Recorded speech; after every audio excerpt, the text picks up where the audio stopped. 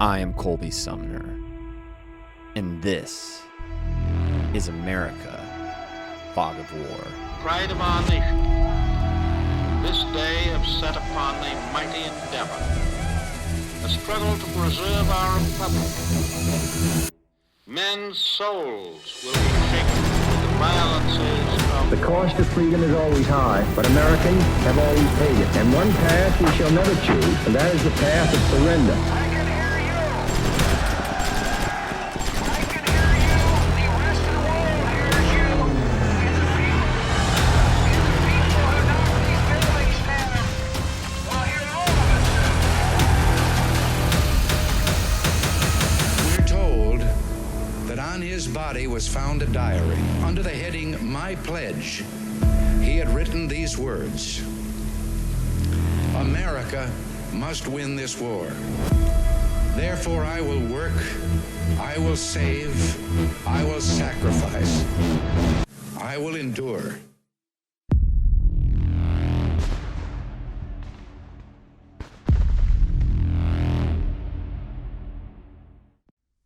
Hey everyone, thanks for joining us again for another Hippocket History. I am Colby Sumner, and as always, I am joined by my co-host Brett Thomas. How you doing today, buddy? Doing excellent. How about yourself? I'm good, man. I'm excited. Me too. Talking about today. We're talking about a guy that I've looked up to, my whole life. I feel like a lot of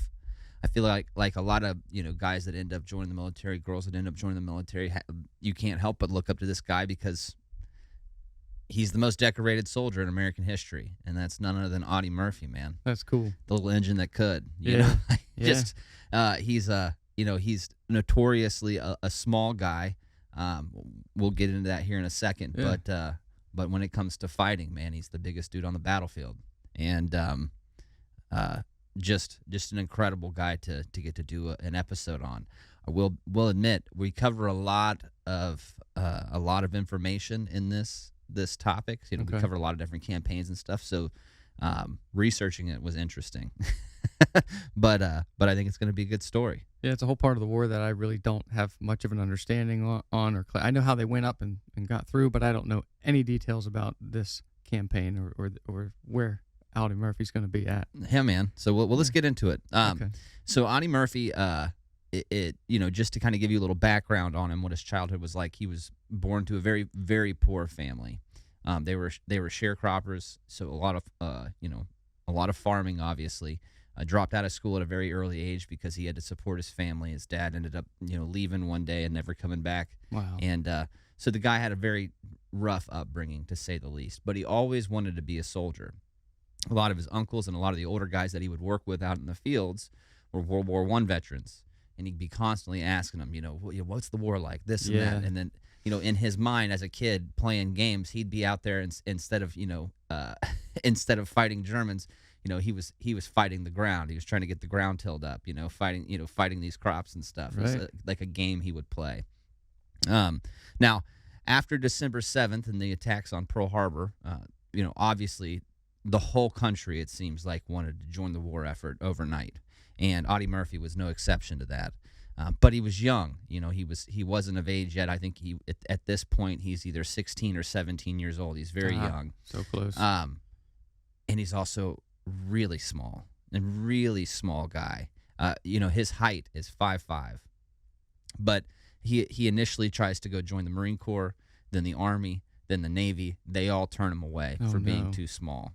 Actually, it's the Army recruiter that says, "Listen, you should go home. You should make sure you're eating a heartier diet and try to put on some weight. And you come back, we'll get you in." So it's not too much longer after that. It's June 30th, 1942. He will eventually get the chance to actually enlist in the Army, and he'll be assigned to the infantry. Now, this is the crazy part. When he actually enlists, so this is not the time that he gets turned away. This is when he actually gets to go in. Okay. He's 17 years old. He had to have his sister write a fake letter saying that that he was old enough to join, because it was still 18 back then. Yeah. And his height is 5'5", and he has a weight of 112 pounds. So itty bitty. Yeah. In fact, he's so small, he's going to be plagued with this throughout the beginning of his career, at least. A lot of his various company commanders, through training or when he gets to his unit eventually, they're going to try to reassign him to different non-combat roles because he's so small. For instance, when he's going through training, his commanding officer is going to try to reassign him to the cook and baker school. Like, dude, we got to get you some. I can't, with a good conscience, I can't let you go into combat. You're just too tiny. He probably You know looks what I like mean? a child too. Like that, your gear weighs more than you do, buddy. Yes, that's And, that's trouble. It was a lot of gear, and it was troublesome at 130 pounds getting in. I mean, that's what I was thinking. Because I graduated boot camp. I want to say like right at 130, 135 pounds, which is crazy because I went to boot camp at like 150. Oh, you lost weight. I did. I lost a lot of weight. See, I didn't gained- have that much to lose to begin. I don't really know where I lost it at. But I went in 130, gained 10 pounds, came out of boot camp 140. Did you really? See, Yeah. I came out lighter. I came out so tiny. I had a family member, my cousin, could put his hand around my waist, like my waist, and almost touch his fingers. I was itty bitty, but I still had quite a few pounds on Audie Murphy. Sure, you sure. know. That being said, he's gonna refuse all those attempts by his commanding officers to transfer him somewhere else. He's gonna be very persistent that he wants to be a combat troop, right? He wants to get into the fight, just like you and I would want to, you know. Yep. And eventually he will deploy. He'll be sent to North Africa. He'll miss the fighting in North Africa by the time he gets there, but he'll be assigned to B Company, 1st Battalion, 15th Infantry Regiment of the 3rd Infantry Division. By the end of the war, the 15th Infantry Regiment and the 3rd Infantry Division are obviously going to have an incredible legacy. You know, they are in crazy amounts of fighting and succeed time and time again. But he gets to North Africa just in time to start training for their next campaign, and that's going to be the Italian campaign. Now, it's going to start out with the invasion of Sicily. And just to kind of give everybody an overview of what's taking place at this point in the war, with the capture of North Africa, the Allies have a few different options. They can either try to go straight for, occupied France and the route that we would take on D-Day and go through Normandy, or they can try to take a different approach. And according to Winston Churchill, Italy was the soft underbelly of occupied Europe, right? He thought that would be the easy way to get into occupied Europe. It turns out that that's not the case. Right. No easy but task. but needless to say, the goal of seizing Sicily was to secure the island to be able to use it as a springboard to launch an invasion of mainland Italy, right? So we had to get this island to be able to move logistical supplies, to have a place to launch the campaign. There's all sorts of reasons why, and to open up the Mediterranean, right, to the shipping lanes. So not just resupply routes, but also like commerce as well. They've been closed down now for quite a while because of Nazi occupation. They need to open up the Mediterranean sea lanes as well. Yes. Well, because it's still early in the war, and because of the U.S.'s performance in North Africa. Now, that's not to say that we performed poorly, but there was a big learning curve in North Africa by the time the U.S. gets involved. Like, for instance, Kasserine Pass is just it's like a bloodletting. I mean, a lot of Americans die in those battles, and because of that, the overall planners didn't really want to give U.S. troops the role of the main force. They wanted to kind of put them aside as a supporting role, and let the British Army take the role as the main force, the main effort in this operation to secure Sicily. So that's how they kind of go ahead with the plan. And the idea is that the British, both the British and Americans would land at the southern tip of Sicily, and then once they've secured the beachhead, the Brits would move up the eastern coast, and the goal was to secure the port of Messina, which is almost directly across from the tip of Italy. Okay. And that would be the springboard, right? From there, we could launch into Italy. We have a good port to be able to shuttle troops, shuttle supplies, you name it. We can do it out of Messina. Yeah. While the role of the U.S. Army in this operation would be to move up the western side of the island and protect the left flank of the British troops fighting the Nazis up the eastern coast. So the invasion's going to be launched on the night of June 9th, 1943, and it's going to be initiated with an airborne assault. So you're going to have airborne units as well as glider units trying to get in and secure certain objectives. That portion of the invasion of Sicily is going to really, it's not going to go well. Bad weather, inexperienced crews, as well as, like the German and Italian anti-air defenses is going to cause some real problems. You're going to have numerous gliders get cut loose over the ocean. They'll plummet straight into the ocean. Oh, man. The entire units will be lost. Yeah. It's something like, at the end of the day, there's something like only 12 units will land where they were supposed to land. Everybody else lands somewhere they weren't. There's one unit that doesn't even make it out of Africa because of the weather. They fly thinking that they're over Sicily. When they land, they think they're in Sicily, and then they realize they're in North Africa still. Oh my So I gosh. mean, it's It's a nuts. cluster. It's a cluster. Now, Murphy's not an airborne soldier. Murphy is a regular infantry guy, so he doesn't participate in this initial airborne assault. He actually will go in with the rest of the 7th Army, the U.S. 7th Army, on the morning of the 10th. Now, the two armies are broken, like I said, British and American. You have the U.S. 7th Army, and then you have the British 8th Army. The U.S. 7th Army is led by Lieutenant General George Patton, and the British 8th Army is going to be led by Bernard Montgomery. Okay, cool. Now, obviously, it's very well known that both these guys have huge egos, right, and huge personalities. Later on in the war, you'll see that play out a lot with Bernard Montgomery when it comes to like Operation Market Garden and Invasion of Holland and all that stuff. But they're very much in competition with each other for credit, right? Obviously, Montgomery wants the British to capture Messina. Patton hates the idea of being put in a supporting role. I mean, to say he hates the idea is probably an understatement. I think it's driving him crazy, right? He just refuses to believe that America is going to be support troops in this fight. So they hit the beach. They secure the beachhead. Really, not a whole lot of there's not a whole lot of contact that they come into. As far as when they hit the beach, the Italians and the Germans as well were kind of not prepared or not thinking that that's what was going to happen. There's a few like decoy operations that were launched ahead of time, so the Axis powers that were in control of Sicily at the time were unaware that this was going to happen. So they secured the beachhead rather quickly and start moving inland. And like I said, you got the British moving up the eastern coast, and then you have the U.S. 7th Army protecting their left flank, moving up the western side of Sicily. Well, as soon as the British hit anything that slows them down, which they do numerous times, they run into a few bottlenecks, they start running into some stiff German resistance, and they get held up.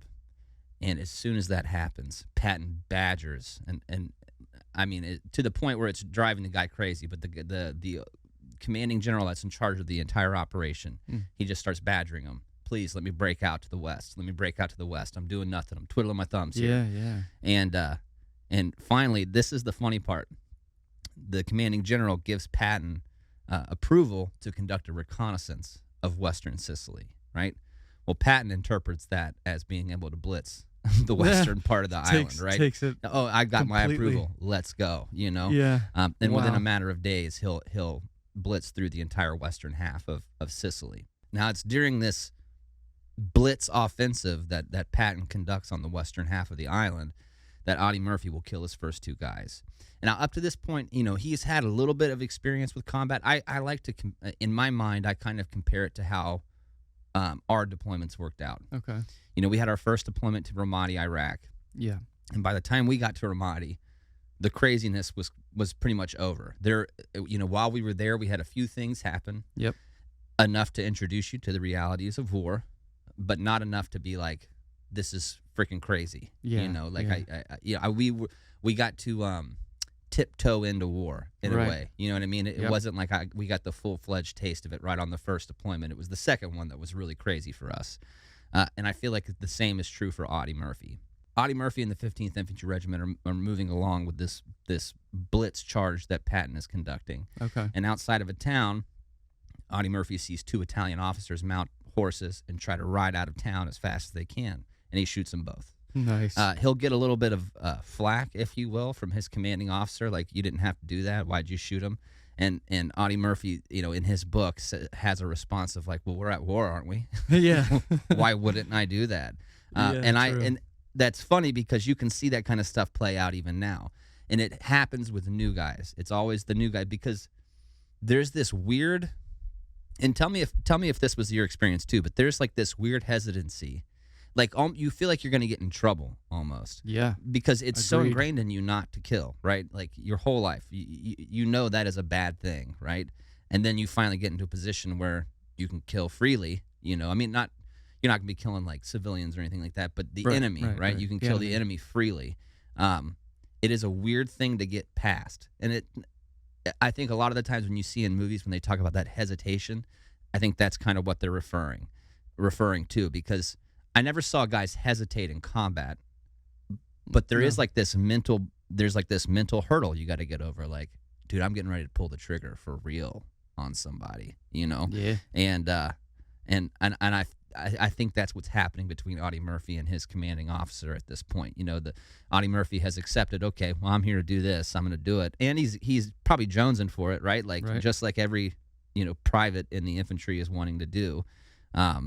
But yeah, he gets his first some of these taste of guys combat. might not have combat experience. Some of the officers, some of these guys, like, they're coming into it, like you said, first time. Not everybody who's arriving may have combat experience. So yeah, there's probably honestly, there's probably very few guys with combat experience at this point, because the only major campaign in that hemisphere of the world, that the European theater, Mediterranean, North Africa, all included in that. When I say European theater, is the guys that fought in North Africa, right? The army has gotten much bigger since that point in the war. So just like Murphy, you have all these guys showing up, and it's their first time in combat, and that's no different for the officers either. Now, by the time, so there's the town of Palermo that is at the northwestern coastline of Sicily, and by the time Patton's 7th Army Group and Audie Murphy being in the 15th Infantry Regiment as part of that 7th Army Group, by the time they reach the city of Palermo, Murphy is going to fall ill, and this will happen to Murphy repeatedly. I don't know if it's because he grew up in a farming community way out in the middle of Texas, in the middle of nowhere, and now he's being exposed to living in these certain conditions around all these different guys and being in a foreign country. I mean, I got sick on both deployments, so it does make sense. Oh yeah. But he's going to get sick repeatedly. Now he'll try his hardest to not ever go back to the hospital or go back to the aid stations. He tries to stay with his unit as much as possible, but his problem is malaria. He catches malaria just over and over and over again. So by the time they reach Palermo, he's out of the fight for a week, and he'll kind of miss the rest of the fighting that moves eastward towards the northern tip of and towards Messina, right, towards the northern tip of Sicily. Okay.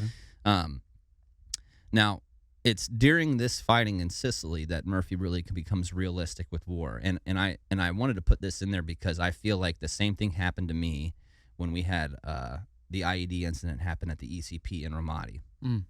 Up to that point, I had never been in a gunfight still with the enemy. I hadn't experienced. To me, war was a vacation, and you get to tote a gun around. You know what I mean?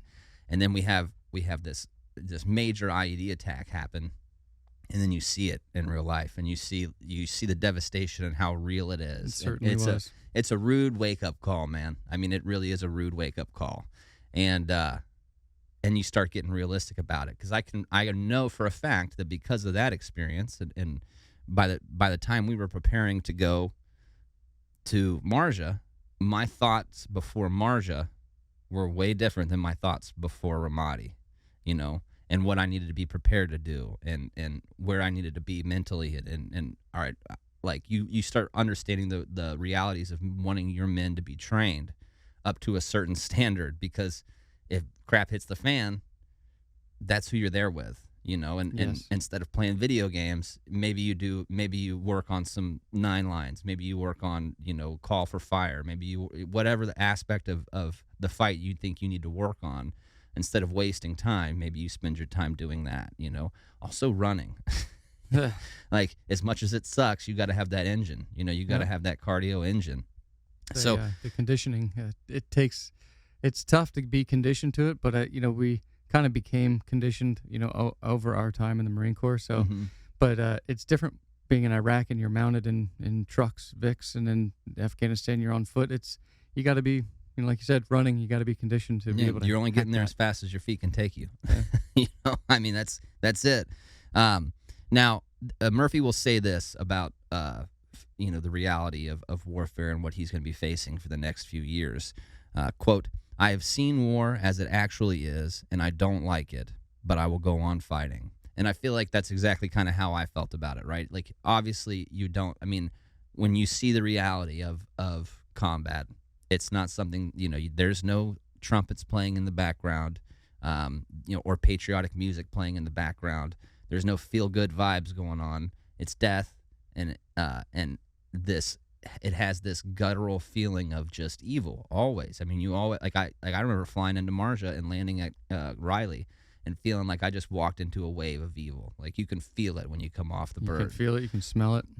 Well, Murphy is getting to this point, right? He's seen enough combat to know, okay, I'm in the show now. I know what I'm in for.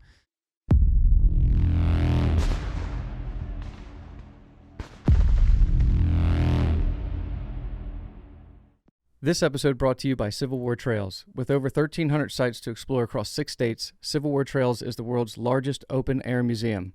Drive the Gettysburg Campaign turn by turn. Paddle past Frederick Douglass's birthplace, or hike to remote artillery positions. Follow Civil War Trails and create some history of your own. Civil War Trails is not just about the adventure. When you stand in the footsteps of history, these stories become more relevant than ever before. Visit civilwartrails.org to request a brochure today.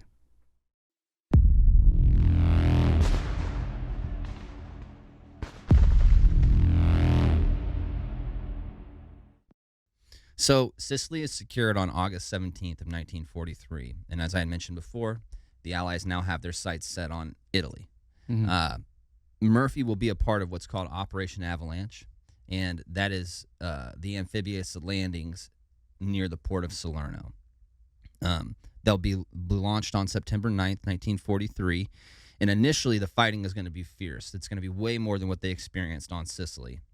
Okay. And it will take the British and Americans, there's about a 35-mile stretch of coastline that they land on. It'll take them 2 days to link up and secure that beachhead. Wow. So, I mean, they're really getting after it. Yeah, I'm sure any Italian or German troops that were left over on Sicily, they went to the mainland and they're just like ready. There's a big evacuation from Messina, and maybe one day we'll cover the Italian campaign as a whole and kind of go into details on why all that happened. But you're right, there was a big exodus, a big evacuation of German troops from Messina back to mainland Italy. So they got to know it's coming. Oh yeah, for sure. I'm sure they're set up and they're going to make it stiff. And it's the terrain in Italy, man. The terrain, you think.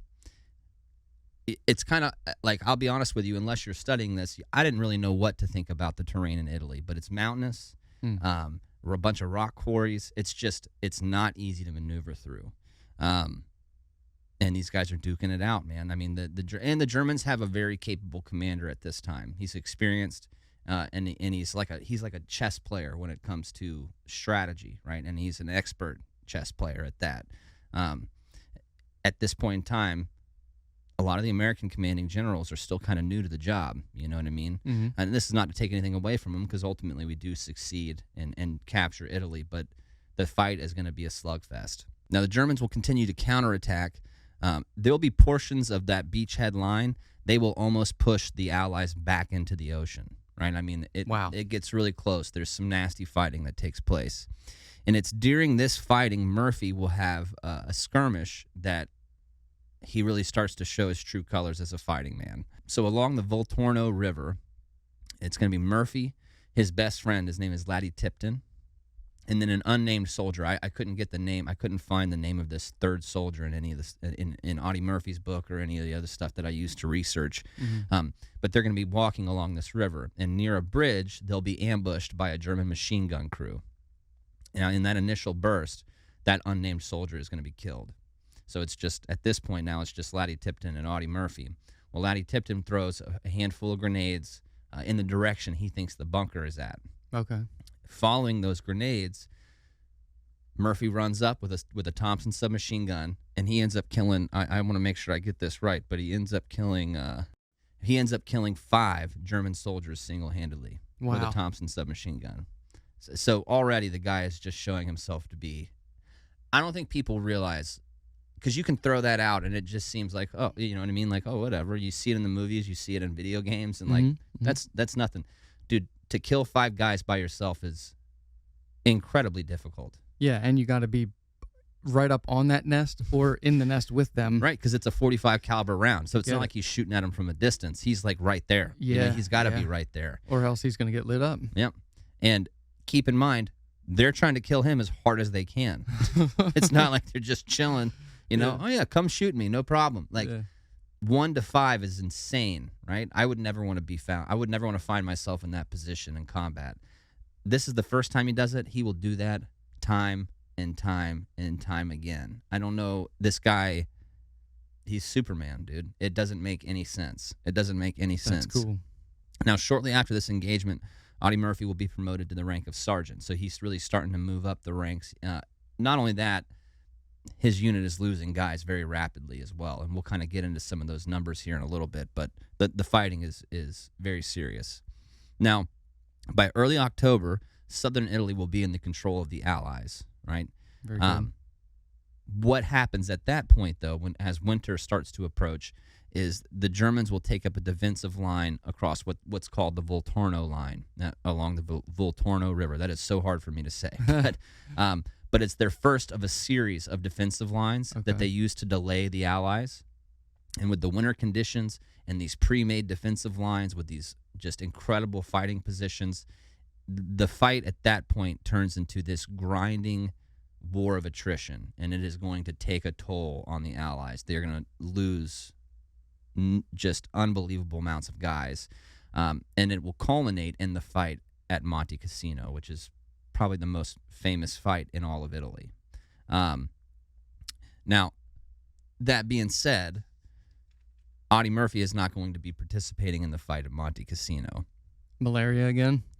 Well, it's funny you say that because, yes, he is going to catch malaria again. But Jeez. to give a little bit of a background here, the fighting in Monte Cassino was such a stalemate, and it was such a meat grinder. So many guys were dying that in an effort to kind of flank the Germans that were holding Monte Cassino, as well as to be able to capture Rome. For whatever reason, Rome was like this big, grand target that, you know, all the higher-ups wanted to capture, even though strategically at the time it really... There was no need to go capture Rome.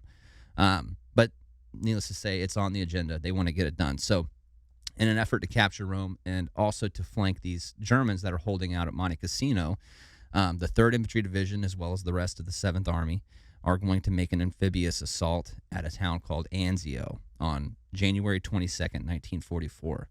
Really quick. Wow. They're making an amphibious landing in frigid cold Italy in January. Yeah. Think about how cold that water is, dude. All the way cold, man. And you're getting soaked. I mean, there's no way you're not getting soaked when you make that assault, right? And it's not like you got to change of clothes. Everything you own is going to be soaked. They're not waterproof and stuff back then. Nah. Miserable. Jeez, you don't think of that kind of stuff, man. I mean, you really don't. You know, I mean, we do, because I'm thinking, okay, it's January. They're already talking about how miserable the weather is. Like, I know what it's like to be at, like, in a combat zone and it be freezing cold and then your feet get wet.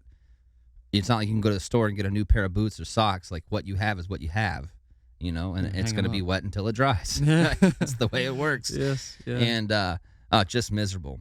Now, Murphy, like you had mentioned, he does fall ill again. He catches malaria, and he's going to be unable to make that initial assault on the beachheads with his unit. Bummer. But Murphy will recover, and he'll rejoin his unit, and when he does so, he'll do so as a staff sergeant section leader. So now he's really jumping the ranks. He's got a group of guys he's in charge of now.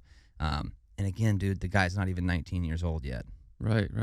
Well, there are probably all combat replacements too, so he's probably like, he's been there longest probably so far, at least. Well, I'm getting ready to enlighten. I'll enlighten you on the numbers here because it's unfreaking believable, dude. All right. This just gives you an idea. You know, the Italian campaign is so overlooked because of all, you know, because D-Day gets the spotlight, right? Like when you think of the fight in Europe, people automatically go directly to France. Sure. They kind of skip that whole time frame where it's just Italy that is the place we're focusing on. Because at this time, and God knows I love these dudes and like I respect them so much. But the guys of Easy Company, the guys that make up Band of Brothers, they're still training right now. They're not in combat. You know, good point. They're still over in England training for D-Day. Audie Murphy and the rest of these guys are freaking duking it out with the Germans in a nasty fight. So when he makes it back to his unit, he makes it back just in time for the first Battle of Cisterna on January 30th. And this will be the most fierce, intense, and sustained fighting that Murphy experiences to this point. It is a slaughter fest, dude. This is what Murphy says about it. I'm going to quote him directly because it's unbelievable. He says this, quote, "If the suffering of men could do the job, the German lines would be split wide open. Replacements cannot begin to keep pace with the slaughter. Some of the companies have been reduced to 20 men. Not a yard of ground has been gained by the murderous 3 days of assault." End quote. So to give you an idea what he's talking about, a normal World War II U.S. Army infantry company has about 200 guys in it. Okay, that's like standard. After the 3-day battle, Murphy's company would be left with fewer than 30 men alive. Dude. And they didn't gain a yard. Fewer than 30 men alive. That is so many people, dude. Like, you know, we had a ton of KIA. In my mind, we had a ton of KIA in Marja. Yeah. It's nothing like that, though. Nah. This is a different level of warfare, and I'm so thankful that I didn't experience this kind of warfare. That is chaos at the utmost. And Murphy's just right in the middle of it. Right in the middle of it, yeah. Right where he wants to be, though. Yeah, I mean, I don't think he would have had it any other way, but dude, it's not an easy thing to go through, you know. Now, because of the failed first Battle of Cisterna, the men are going to be forced back to the Anzio beachhead, and they're going to remain there for months and months. They're going to have a defensive perimeter set up around this beachhead, and they're going to face off against numerous German counterattacks. They will hold off the Germans, but it's not pretty. Now, we get into the first action that Audie Murphy is going to get a decoration for. Okay. So, taking shelter in an abandoned farmhouse. This is on March 2nd. Artillery fire in support of Audie Murphy's position, his unit's position, is going to take out a German tank. And although the tank crew are killed as they try to flee the vehicle, you know, Murphy's infantry kills them. Murphy knows that the tank can be repaired and used again. He's like, I can't let that happen, right? So he tells all his men, stay put. He takes an M1 Garand with the rifle grenades attacher on the front. Yes. Low crawls from this building that they're in. Low crawls up to this tank and destroys it with the rifle grenades. Permanently takes it out. And for that, he'll get a bronze star with a V device on it. No kidding. Everybody's just watching him do this like a movie, probably. He tends now. You'll see that Audie Murphy, as the war progresses, more and more and more starts doing things by himself. It's weird. He'll send his guys away to do the things he's getting ready to do. It's crazy. It's almost like he doesn't want to risk having any of them get hurt. He's like, I got this. Sure. I can handle it, you know? I got an idea. I don't want anybody getting hurt over my ideas. I'll do it myself. For weeks and weeks, he'll continue doing patrols out of this farmhouse. He'll capture numerous German prisoners. Obviously, they engage the Germans constantly. But again, he falls ill with malaria on the 13th of March. So not only is he fighting the enemy, but he's fighting sickness this entire time, right? Just sounds like me and kidney stones. Non-stop. Yeah. Just a repeat problem. You and those kidney stones, repeat offense. As the Italian campaign kind of moves forward, Rome is captured eventually. That fight continues on. But at this point, you've had the D-Day landings at Normandy, right? So occupied Europe, or occupied France, has now been invaded. And they want this to be a two-pronged attack. Initially, this operation that I'm getting ready to talk about is called Operation Dragoon. Initially, it was supposed to launch simultaneously to Operation Overlord in the D-Day landings. but because of everything happening in Italy and because of supply demands for Operation Overlord and all, you name it, every single problem you can think of, it's not. And instead it'll be launched on August 15th, 1944. So a few months after the D-Day landings. Yes. But it'll be the invasion of southern France. Audie Murphy and his unit will be a part of this invasion.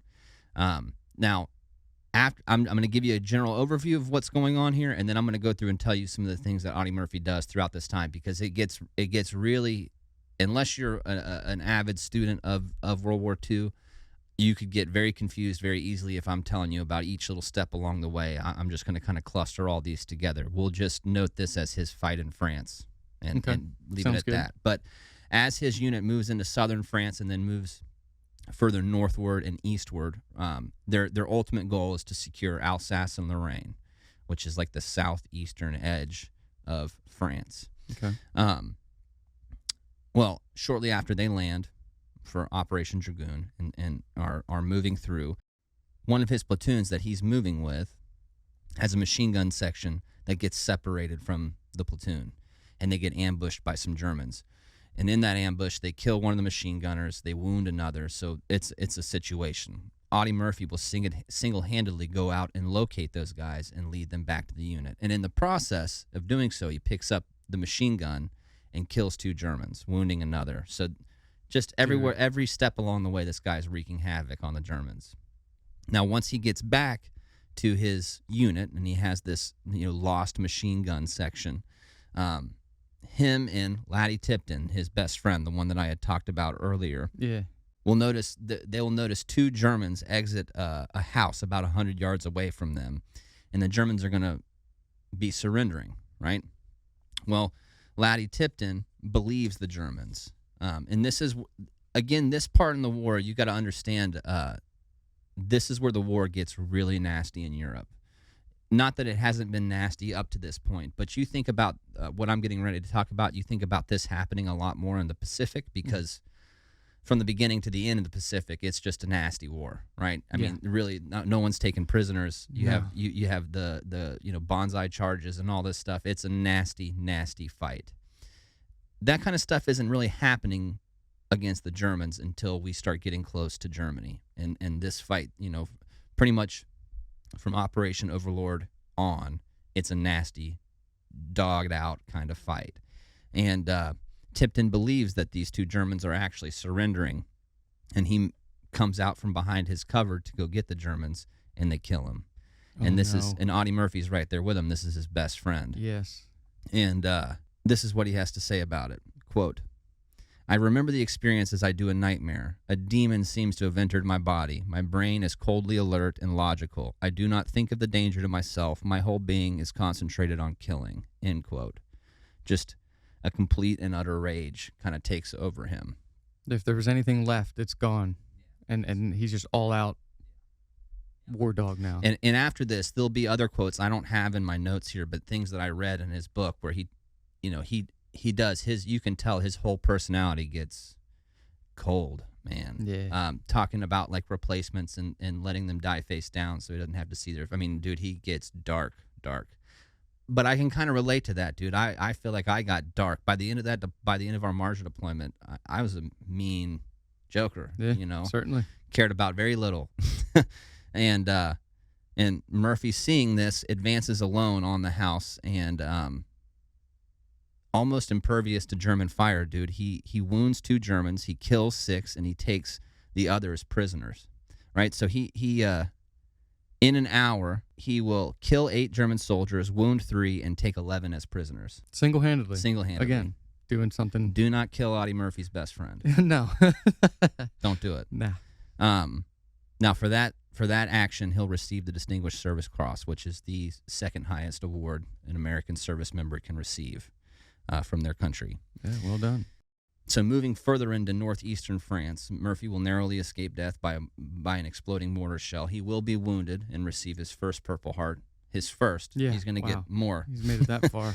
And to give you an idea of how devastating the fighting that is happening during this time frame, by this point, All but Murphy and 2 others of Company B's original group had either been killed or taken off the lines with wounds. So out of the original 200 guys that made up B Company, 1st Battalion, 15th Infantry Regiment, there's 3 left. Yikes. That is unbelievable. You guys are in charge now. Right. I mean, that's how it would have to be, you know, course. like, and then you start thinking, dude, if you're those 3 guys, how on earth am I still here? You know what I mean? I would think that often about our deployment in Marja, and our deployment can't even shake a stick at this. Yeah. You know? And our deployment was nasty. Some of the worst fighting of the war. Yep. Every month it's like, who could it be? Could it be me? Right. But Every there's time you go out, dude. Every time I ventured up into the Charlie Echoes. Yeah. You know? All right, well, let's see, you know. This might be the one. And to think that, dude, think about it, if we deployed and out of Golf Company, the whole company, you, me, and one other guy were the only ones still around by the end of the deployment. You'd be like, At that point, it would almost be comical. Like, well, who's going to make it to the end? You know, because you just know you're going to get wounded at some point, like, or get hurt. Like, yeah, that's wild, man. insanity. Now, outside of French town names, they get me. And unless I've heard it numerous times in movies and things like that, I'm probably going to just slaughter the pronunciation of these things. But the 15th Infantry Regiment will meet with fierce resistance north of Saint-Ami, I think is how you say it, Saint-Ami. Is it A-M-E-S? No, A-M-E is how it's spelled. But Saint-Ami, I think, is how you say it. I don't know. Ames? Is it Ames? No S at the end. Okay. Saint-Ami. I don't know. AME. Saint-AME. There you go. That's what we're talking about here. They're going to be operating around a quarry called the Lomet Quarry. I'm not even going to spell it. Lomet Quarry. I'm how I'm going to pronounce it. Sounds good. On October 2nd, at that quarry, Murphy will advance alone to a location of a machine gun nest manned by a unit of German soldiers. He'll get within 15 yards of the machine gun nest, rise to his feet. I'm going to quote him here because again, we have the guy's words, so might as well use them. You know, and it's hard not to want to use his own words, but. He'll get within 15 yards of this machine gun nest, and he says this, quote, "The Germans spot me instantly. The gunner spins the tip of his weapon toward me, but the barrel catches in a tree limb. And the burst whizzes to my right." End quote. Murphy lobs 2 hand grenades at the men, killing 4 and wounding 3, and for this action, he is awarded the Silver Star. So, dude, it's just one after another. And I'm when he describes that German whirling to shoot him and it getting the muzzle getting caught in a tree branch, it is crazy, but it is little things like that make all the difference on the battlefield. I've had so many things like that happen to me where it's like it's a little mistake, like something that you'd be like, what the heck, you know, right, that might not ever happen to you in training, and it's that gets you killed, you know, and you can't plan or for saves it. or the enemy doing it and it saves you, Right, it saves you. It's like a luck. It comes down to luck sometimes, you know, like that's lucky that something was there. Maybe he approached from that side, and that was kind of, you know, an ability to flank them. You can never underestimate the role luck plays in combat. It weirdly it does. Now, I believe in making your own luck, you know, being trained and being an expert at what you do. But dude, there is just a random chance to things and this weird luck that happens in combat that you just can't explain. There's just no explaining it away. It's just unbelievable. Now, continuing on, they're still pushing into France at this point. And on October 5th, Murphy, while carrying a radio, will advance alone 50 yards towards an attacking group of Germans while they're continually firing at him. Around 200 yards from the German location, he'll relay, he'll call for artillery fire over the radio. And he'll remain at that position alone for an hour, directing his men and the artillery onto the German position. When Murphy's men finally take the hill, 15 German combatants were killed and 35 were wounded. Pretty much solely due to Audie Murphy. Yeah. Forward observer. Again, you see this like pattern emerge with him. Like, you guys stay back, I'll go do this. You guys stay back, I'll go do this. Like, he never wanted to send someone out to do the dirty work. He always wanted to be the one to do it. And the guy's a staff sergeant right now. Right. You know, like that's not the role a staff sergeant really plays on the battlefield. He's probably dragging cable out there too. Like, it has to be connected somehow to get radio word back. Mm-hmm. I think this is their version of like the green gear, because they had the field telephones. Okay. But they also have the you know their this is a SCR 536 radio. Oh, so we'll have to look that up. But yeah, we'll have to look that up. I feel like it's their version of green gear. Yeah. You know? Yeah. Regardless, that's pretty daring to go out there by yourself and direct something like that. Dude, and to get within 200 yards of the enemy position. Listen, I don't want to be 200 yards away from the Taliban by myself. Nah.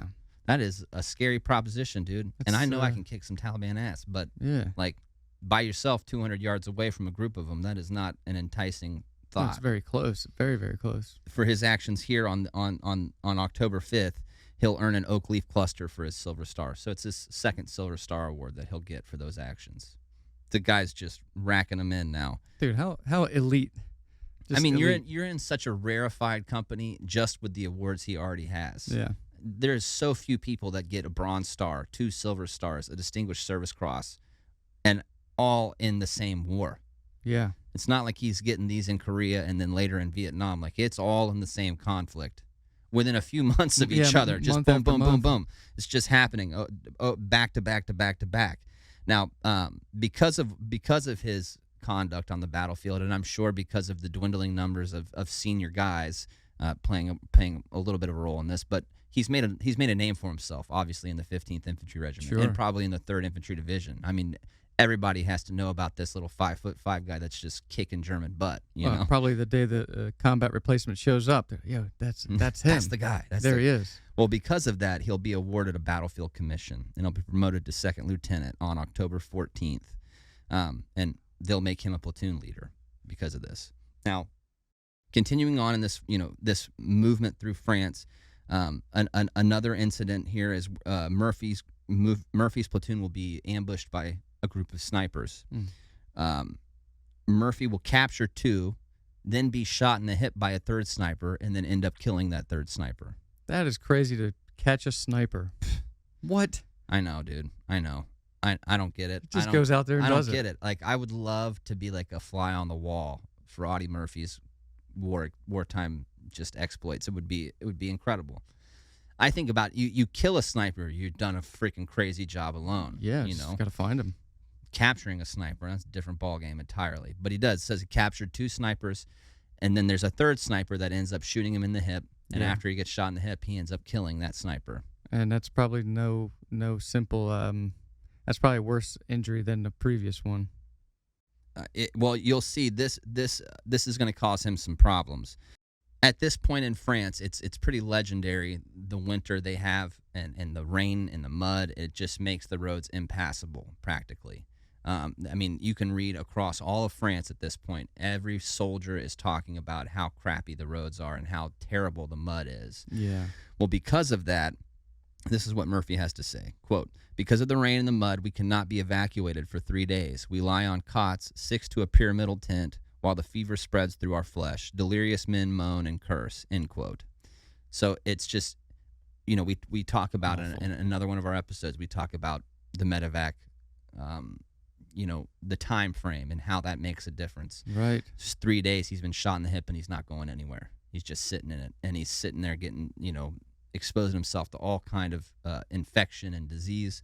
So because of this 3-day delay, he'll actually end up developing gangrene in his wound. So Murphy will be sent to an actual hospital. He won't just go to a battalion aid station. He'll be taken off the line and sent to a hospital until the 28th of December. So he's out for about a month or so, maybe more? Yeah, I would say. I mean, I don't have you think the last date I have in there is him being promoted to 2nd Lieutenant on the 14th. Okay. So sometime between then and December 28th, he gets wounded, and however long it takes for the penicillin to work on that gangrene, that's how long he's there. Now, because of that wounding, he'll get his first oak leaf cluster on his Purple Heart. So that's now 2 Purple Hearts as well.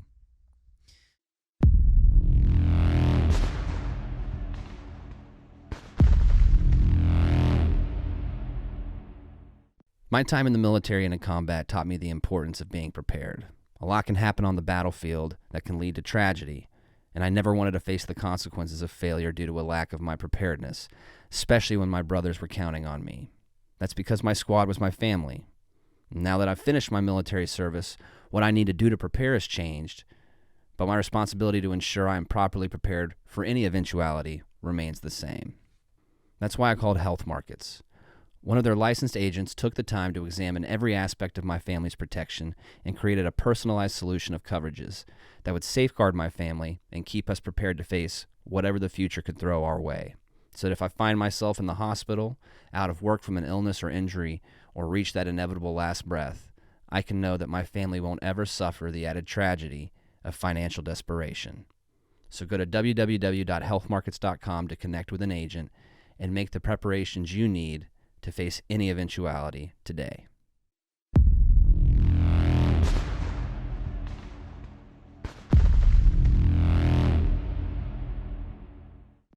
One thing we're getting ready to talk about his most famous action, and this is going to take place in what's called the Colmar Pocket. So to kind of explain this to people that aren't aware, because this is one of those offshoot things that unless you're really into it, you might not know about. You know, if you're just if you've only watched things like Band of Brothers and maybe some of the History Channel documentaries, Right. you might not really know what the Colmar Pocket is. Yeah, I've never heard of it. So with the Ardennes offensive that the Germans launched, culminating what's known as the Battle of the Bulge, Okay. there will be another operation that they launch to support that operation, and it's called Operation Nordwind or Northwind, and it's the last major German offensive of the war. Okay. All right. Now, it gets pushed back pretty quickly, with the exception of one little pocket, and it's around the region of Colmar. I wonder if a certain somebody's going to be there. Well, he's definitely going to be there, and he's Yeah.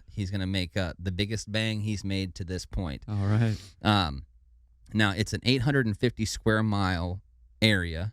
In the again, these names I just have the hardest time pronouncing, but the Vosges Mountains, Vosges Mountains, Vosges, Vosges Mountains, Vosges Mountains. Vogue. I don't know. Vogue. Listen, man, I'm not cultured in the way of pronouncing pronouncing these names, but I'm trying my best here. But it had been held by the German troops since November of 1944. Right? Okay. They're really dogging it out over there. Yeah. And it's securing a bridgehead across the Rhine. This is like the last bridgehead that the Nazis are occupying across the Rhine. Well, Murphy will describe the Colmar Pocket like this. He says this, quote, "A huge and dangerous bridgehead thrusting west of the Rhine like an iron fist, fed with men and material from across the river. It is a constant threat to our right flank, and potentially it is a perfect springboard from which the enemy could start a powerful counterattack." So that's the end quote. That's Murphy's description of the Colmar Pocket. Well, I'm sure the Germans blew all the other bridges, and now this is kind of like, hold on to this one as much as possible, so you can launch your offensive operations or, defend it and blow it or something, whatever. Now, the thing that Audie Murphy doesn't know at this time is the Germans just don't have the manpower to be able to launch another offensive. With the fight going on in the east, Sure. and then elsewhere in the west, they just don't have it. They just don't have it anymore. I mean, at this point in the war, Russia is super close to Berlin. Yeah. Super close. The Eastern Front onslaught. And moving quick. Yeah.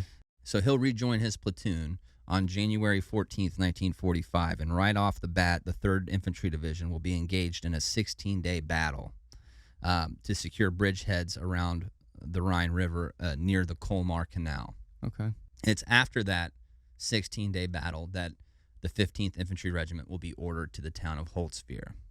And this is where we're really setting the stage for something All incredible, okay? Now, from its peak of 235 men, disease, injuries, and casualties has reduced Company B's fighting strength down to 18 men. 18 men. That's a company. Jeez. Dude, that's almost not even a squad. Yeah. It's just so few guys, dude. Yeah, what can you do? That's just nuts to me. Down to 18 guys. It's unbelievable. Now, Murphy, being the only officer remaining on the 26th of January, was made the company commander. And this is where we get into what is Audie Murphy's most notable feat in the war. Now, set up outside the town of Holtzfjord, this is how Audie Murphy describes their position. Okay. He says this, quote, "We are at the butt end of a U shape whose sides are formed by finger-like extensions of the woods stretching towards Holtzfjord. Directly before us are flat open fields, beyond which I can see a church steeple and house tops in the village, a mile away. The narrow road over which we had been pounding our feet leads from the woods to the town," end quote. So to paint a little bit more of a clear picture, there's the town of Holtzfjord, and then just outside the town of Holtzfjord is this U-shaped wood tree line, right? And in the middle of that U-shaped tree line are open fields with one road coming up the middle of it, or off to one side a little bit, but almost up the middle of it. Sure. It's at the butt end, the bottom end of that U, where Audie Murphy's company is positioned. The rest of the regiment, the rest of the 15th Infantry Regiment, is a mile in their rear, right?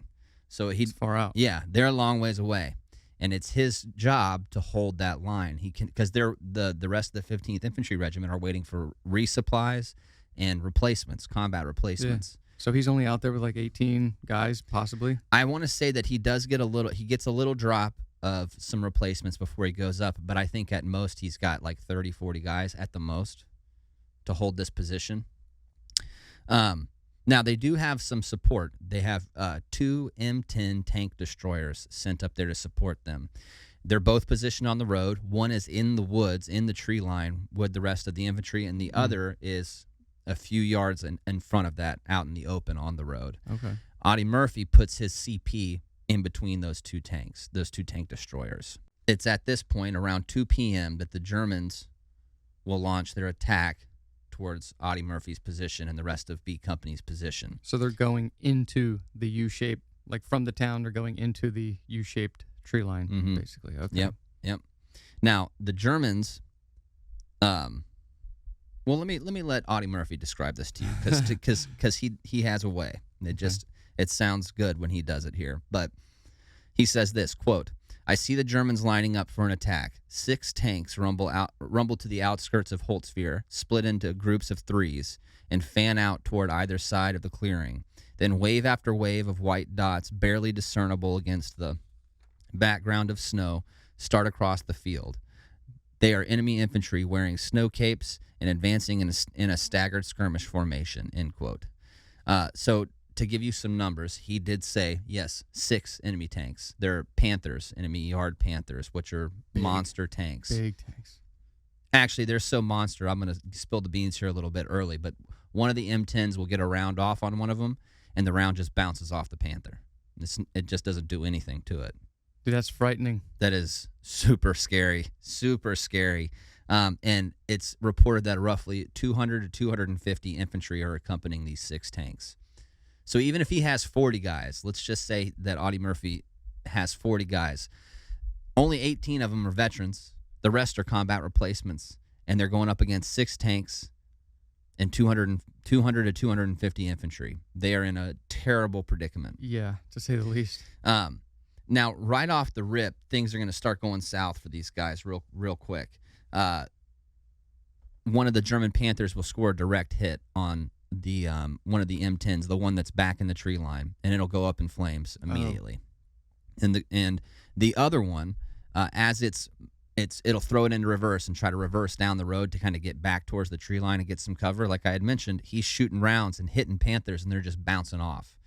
Eventually, they, in their attempt to try to pull back a little bit, they run off the road and slide down into a ditch, and it leaves the main gun at an angle to where it's ineffective. It can't be employed against any of the enemies. So it's just hanging off at an angle they can't use. Bail out. So the crew bails out. They bail out.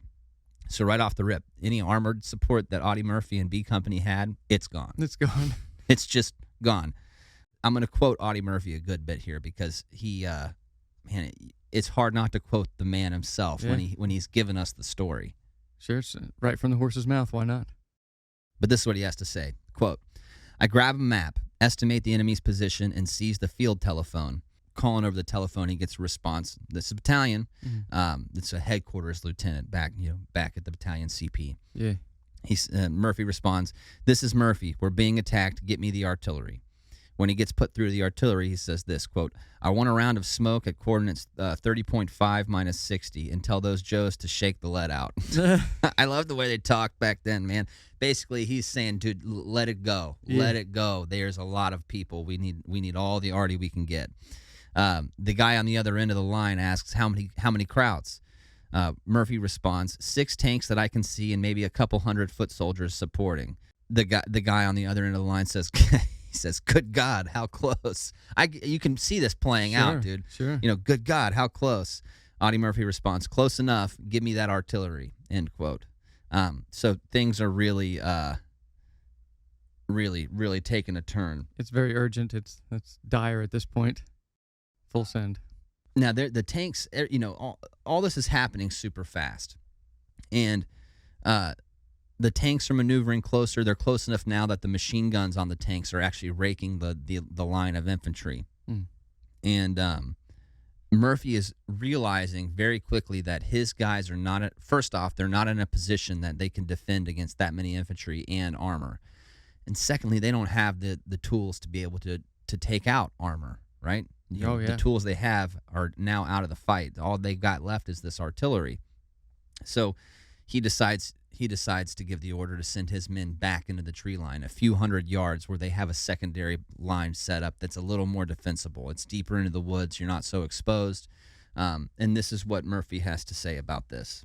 Quote, "The tanks are now close enough to rake our position with machine gun fire. Of the 128 men that began the drive, not over 40 remain, and I am the last," so less than 40 is what he has. Okay.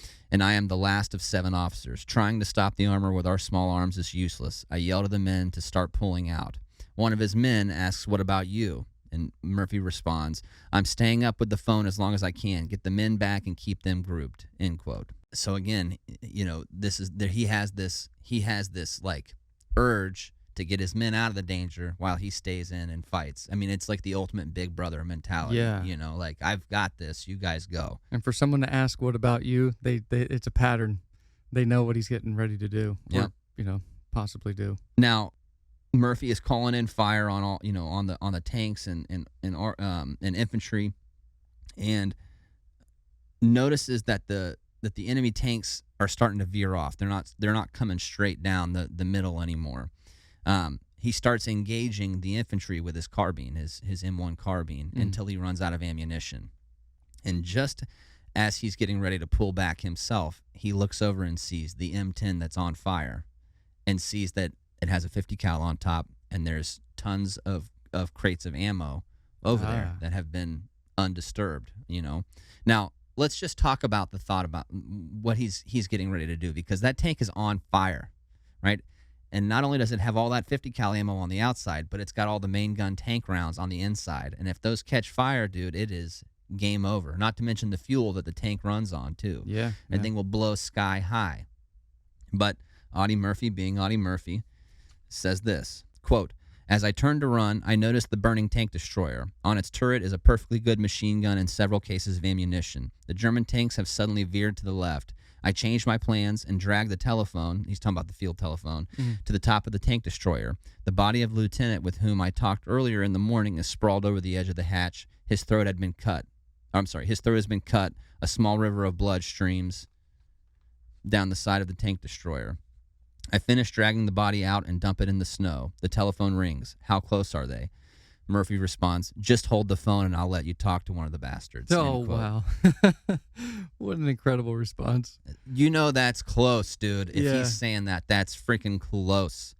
Now, Murphy, checks the machine gun. He gives the butterfly trigger a little tap, and it goes off, and he says it's like music to his ears. So at this point, Murphy starts engaging the infantry with this 50 caliber machine gun. Here are some eyewitness accounts of what's going on here. Okay. This is from Private Anthony Abramsky. Anthony Abramsky. He says this, quote, "It was like standing on top of a time bomb. He was standing on the tank destroyer chassis, exposed to enemy fire from his ankles to his head, and silhouetted against the trees and the snow behind him." End quote. silhouetted. Just now, Murphy will describe his position as being actually in some cover because of the smoke coming from the fire Makes sense. was kind of obscuring him to the vision of the Germans. He'll also say too that quote, the gun has thrown the Krauts into confusion. Evidently, they cannot locate its position. Later, I am told that the burning tank destroyer loaded with gasoline and ammunition was expected to blow up at any minute. That was why the enemy tanks gave it a wide berth, and the infantrymen could not conceive of a man using it for cover. Now, this is the best part of this quote. I'm getting ready to read. All right. He goes on to say, I do not know about that. For the time being, my imagination is gone, and my numbed brain is intent on only destroying. I am conscious only that the smoke and the turret afford a good screen, and that for the first time in 3 days, my feet are warm. End quote. Wow, how thoughtful. I mean, what a savage, dude. In these moments. He's standing on a burning tank, and he's like, at least my feet are warm. Yeah. You know? Good God, that's just nuts, man. That's nuts. Now, throughout this fighting, dude, Germans are going to try to flank this position. There'll be a squad of 12 Germans that will actually get within a few yards of the tank, and they'll be down in a ditch.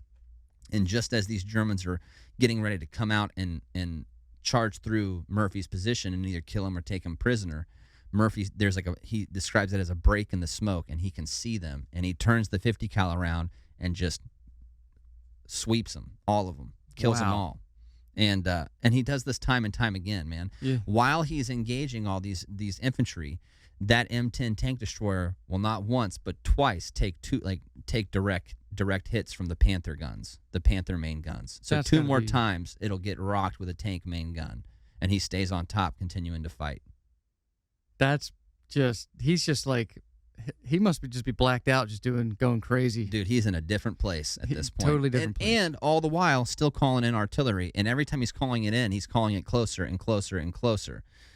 Case in point, I'm going to read you kind of a long quote. This kind of takes us back a little bit into the story, but this will give you an idea of how this artillery barrage is working. Murphy says this in his book, To Hell and Back. Quote, the barrage lands within 50 yards of the tank destroyer. The shouting, screaming Germans caught in it are silent now. The enemy tanks, reluctant to advance further without infantry support, lumber back towards Holtzwihr. I snatch up the telephone receiver. Sergeant Bose, correct fire, 50 over, and keep firing for effect. This is my last change. Now the sergeant that he's talking to says this, 50 over, that's your position. Murphy replies, I don't give a damn, 50 over, and send it, right? This is my last. So on my pause, send the Audie. Yeah. He says, concussion from the enemy barrage almost knocks me from the tank destroyer. For a moment, I am stunned, and then I see the telephone receiver in my hand. The telephone line has been knocked out. It's been disabled from this most recent barrage. So after all of that, Murphy says this, quote, as if under the influence of some drug, I slide off the tank destroyer and without once looking back, walk down the road through the forest. If the Germans want to shoot me, let them. I am too weak from fear and exhaustion to care. Except for a vague pain in my leg, which he had a wound that had been stitched up and had reopened in this fight. Okay. So, except for a vague pain in my leg, I feel nothing. No sense of triumph, no exhilaration at being alive. Even the weariness seems to have passed. Existence has taken on the quality of a dream in which I am detached from all that is present. I hear the shells bursting among the trees, see the dead scattered on the ground, but I do not connect them with anything that particularly concerns me. End quote. I'd have to read that like 10 more times. And it might take me 10 years to ever like think or try to relate to any part of that. Well, I can relate to certain parts of it, but like just you got to break every part of that down and know he's what's just going on. entered a different realm of reality. And Yes.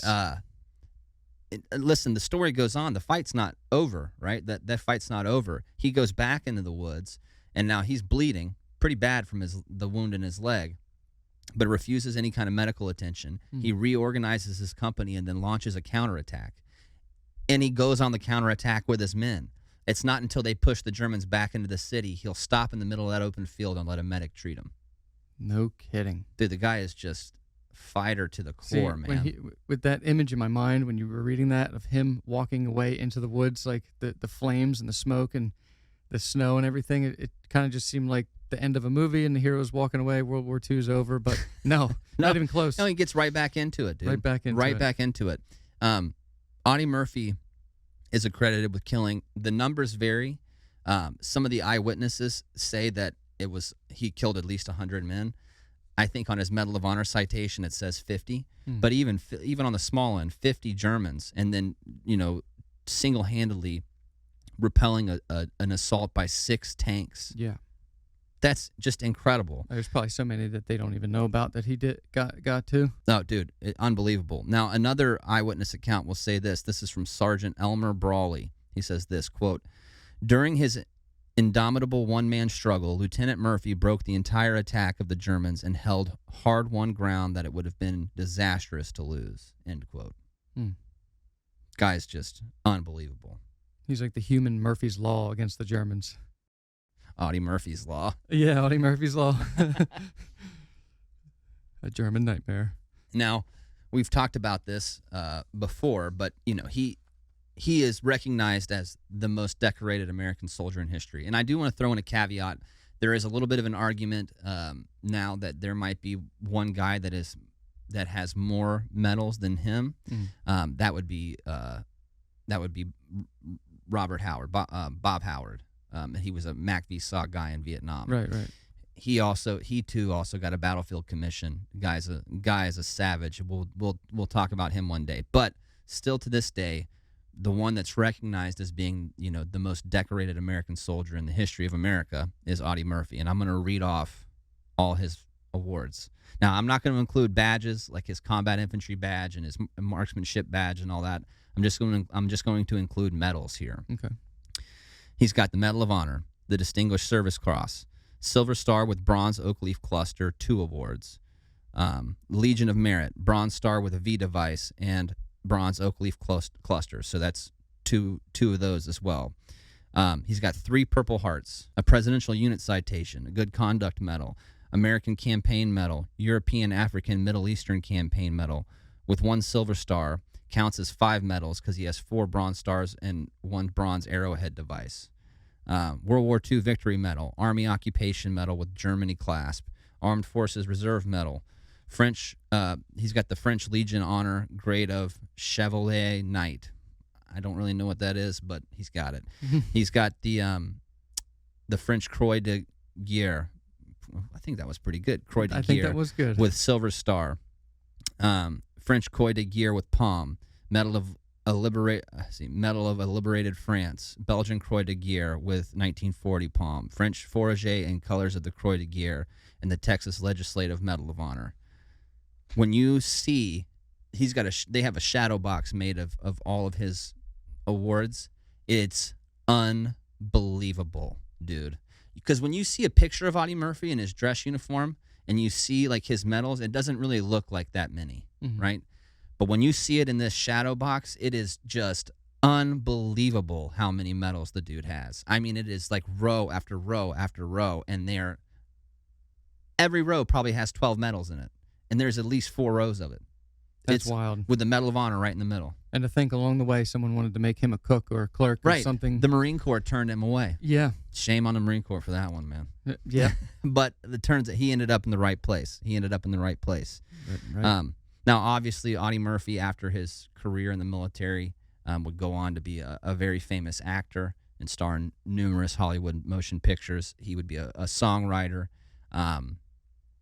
He always kept a close connection with the U.S. Army. He stayed in the Army Reserves for a long time. In fact, he was in charge of an Army Reserve unit that he thought was going to be sent over to Korea. He was in charge of training them. They never ended up going, but he was always very, very tied in with the Army and was very active in veteran communities. The guy, he loved the brotherhood. Yes. I heard him talk about on an interview one time. Someone asks Audie Murphy, what is your best memory from the war? And he said, I had gotten like a 3 or 4 day pass, to go back to Paris or something towards the end of the war. And he said, I was on a train and I had gotten word that the war was over. He said, that's the best news I got. That's my favorite memory of the war. Wow. And that really sums it up, man, because that is the best part of war. It's the end. I mean, there's a lot of things that happen along the way that you hold special that hold a special place in your memories. But there ain't nothing like the end being there.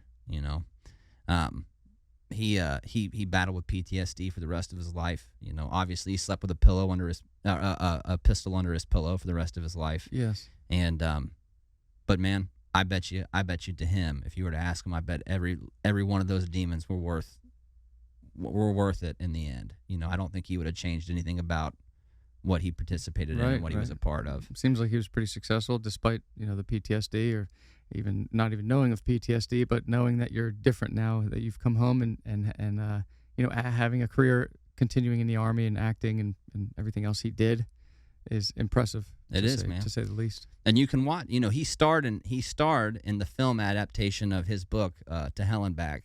He stars as himself, which that is a rarity. I mean, that might be the only one. Like, even Marcus Luttrell wasn't in Lone Survivor. You know, he advised on it, but it'd be a different movie if it was Marcus Luttrell acting in it. Definitely. As himself. You know, so he did it all himself. He does everything himself. He don't need nobody. Get back there, I'll do this. Yeah. Audie Murphy is just an incredible American, and he truly shows, dude, it's not the size of the dog, it's the size of the fight in the dog, man. Absolutely. 5'5" and 112 pounds, and he kicked the Germans' butts. Yep. Just an incredible dude. That absolutely is an incredible dude with a mind and spirit like that.